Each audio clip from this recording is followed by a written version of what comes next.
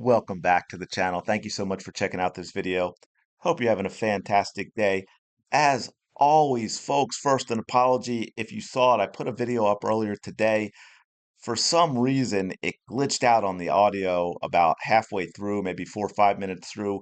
Really weird because I listened to the whole thing before I uploaded it.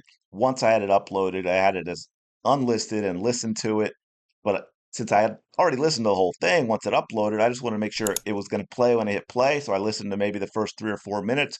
Turns out, no audio after about 5 minutes. So I apologize for that. If I can get it fixed, I will re-upload it. But we've got a video here on the Game 5 ratings. Now, I thought I was going to be able to throw a little bit of, hey, good job, WNBA. But as you will see in a bit, can't even do that.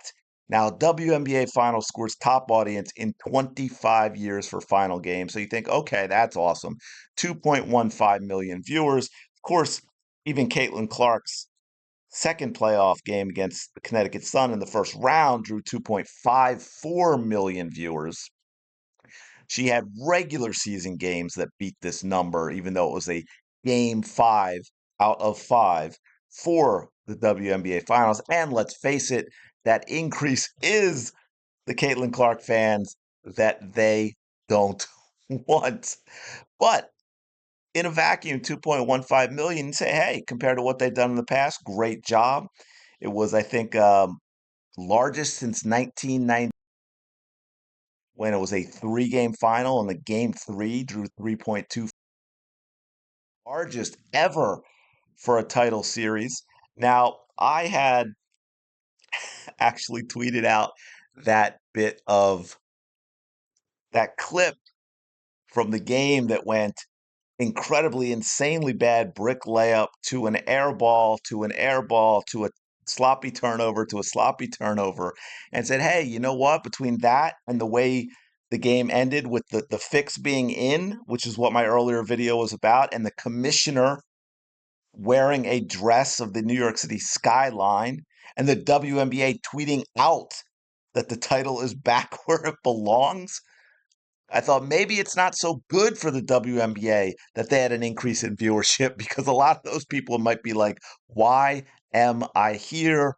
I'm not going to be back. But folks, hold on. It gets worse. Yes, it really, really gets worse, as we're going to see here from Outkick. And this is all over everywhere. You can check it out. YT TV force the WNBA on Americans in multi-view. Yes, it is as crazy as it sounds. If you shelled out the money for YT TV, and from everything I've heard from others in terms of everything else, it's actually quite a deal. I've heard it's really, really good. However, they do sponsor the WNBA finals, and you were forced to watch it in multi-view along with the NFL and the NLCS playoffs in baseball. Now, this is actually what I believe that this is what I had clipped. I don't think we'll show it all. This, Okay, you're gonna this is tell what me I who's had the best clipped two talking teams about and what the the best. the plays in the layup. So I'm not going to play this whole thing, but you see here, right, like boom, like that's insane how bad that layup is. And then we're going to get a wide open three, be close, and she's going to go down the other end and miss a layup and so on. So that's what you were forced to watch. That's what's so crazy about it. You weren't given an option. No, no. You weren't given an option. You had to watch it, as you can see here.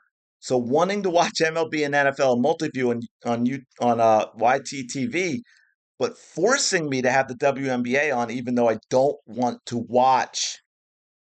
I see YTTV on the court as a sponsor, and now it's going to, as I say here, be able to report larger number of views for the WNBA game.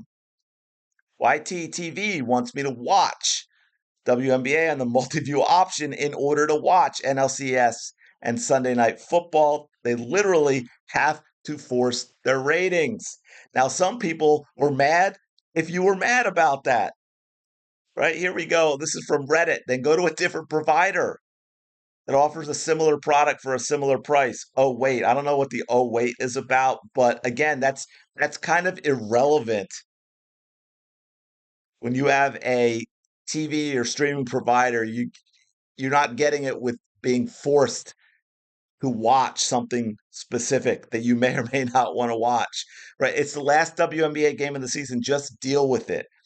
These people want to force everything on you. Do you understand that? They want choice for everything, but they're going to force you to do what they want. Like, why don't you just tape up a piece of paper over the women and that way you won't have to be so triggered? Again, if I'm paying to for a TV service, it's with the expectation that I'm not forced to watch certain things regardless of whatever it is. If I wanted to watch Sunday Night Football, I don't want to be forced to have a men's soccer match in multiview. Do you understand? They don't seem to understand that. See, they always want to move the goalposts and make it about something else. Why am I forced to watch WNBA on multiview? Enough with the agenda. Let me watch what I want to. Charging 70 plus a month and I can't pick my screens. Despicable. Can't split screen Sunday Night Football in the NLCS without being force fed the WNBA.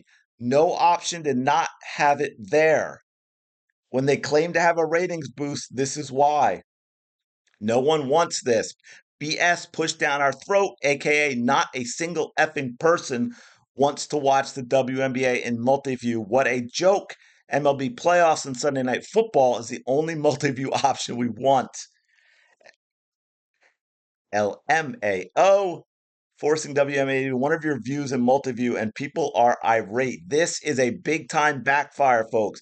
YouTube won't let me watch SNF and baseball at the same time without the WNBA finals also. Modern problems called modern solutions. YTTV forcing us to watch the WNBA game in multiview is whack. Haven't heard whack in a while. I keep looking at the score and both teams averaging like 12 points a quarter or something. Yeah, this is absolutely insane, folks. This is absolutely insane. And of course, I mean, I blame the WNBA. I'm sure this was part of the deal. YTTV is going to get to the sponsorship. You can see it on the court there. Blow it up for you real quick. You can see it on the court there. And WNBA says, okay, and this is what you have to do as well, which is absolutely ridiculous. I'm going to go say something I've said a million times before. WNBA is completely unprofessional. They do not deserve to exist in their current form. I am all for a well run women's professional basketball league. The WNBA is not that, and it's never had to be that because it's a charity living off NBA money, and we all know it. And it's going to be really interesting to see where they go with the CBA and whether or not NBA owners are getting fed up with this nonsense. Adam Silver never will. Adam Silver is in line, folks. He is terrified. He would never, ever come out and say, we're going to stop giving money to cover the losses, because he'd be afraid of the names that he would be called, as you could see by the responses on Reddit to people upset that they're being forced to watch something on a service that they're paying for. Oh, every time I turn. So look, that 2.15 million, this, just like the Liberty winning the game and winning the title, which most people now know is fraudulent. The Liberty did not win a WNBA championship. And now we know that the ratings are not the ratings. This is an absolute self inflicted disaster by the WNBA every step of the way. And guess what, folks? It has nothing to do with Caitlin Clark. It has nothing to do with Caitlin Clark's fans. This is all on the WNBA with a disaster. First of all, the play The level of play, the product that's been rejected for 3 decades was clear as can be for anyone to see. It's bad. It was very, very bad. Brianna Stewart and Sabrina Enescu shot 5 for 34, layups galore that were missed, air balls left and right, bad turnovers, slow, sloppy, physical, awful. The referees decided the series. As we all know, Brianna Stewart took 6 steps before she decided to dribble, and then there was no foul. Then the referee was forced to review it and had to make up a rule about the player not being in a legal guarding position, which does not exist. It does not exist. Man, I could go on for hours of this, but as you can see, I'm getting worked up, as you can hear it in my voice, so I'm going to leave it there. Let me know your thoughts on this absolute self-inflicted disaster.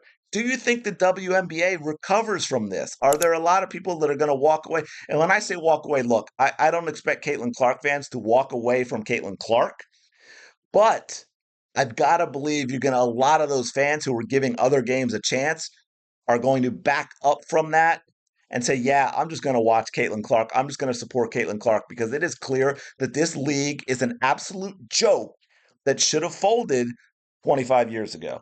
Let me know your thoughts in the comments below. Thanks so much for checking out this video. Really do appreciate it. Don't forget to like, comment, and subscribe, and I will talk to you later.